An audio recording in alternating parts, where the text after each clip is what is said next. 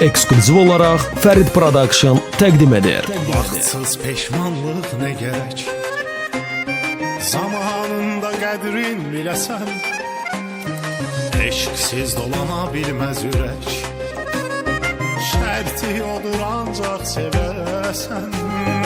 Ürək öldürəcək səni eşqsiz, bir həyata qol qoydun sən, geri dönsək xoşbəxtliğini, bir addım yol qoydun sən. Bu ziyanın yarısından da geriyə qayıtmaq zərərlidir.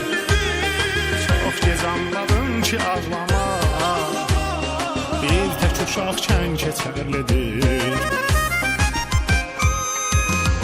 Sonradan gəlir ağlı başına adamın gec olur, sonradan bir də ayılırsan gəncliyin heç olur, sonradan qürurun onu qəbullanmalı güc olur, anlamsız olur peşmanlıq.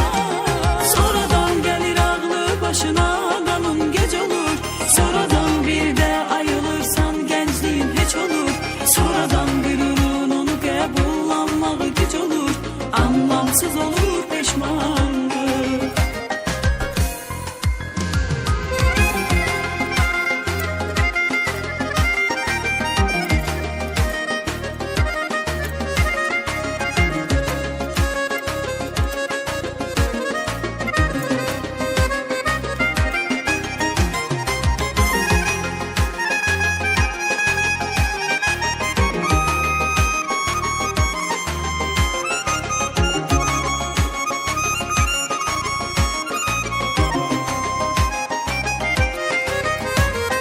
Yanlışlarımın ucbatından bu eşqin gətirmədi baxtı, kaş səni qaçırardım həyatım, şansımı qaçırınca o vaxtı.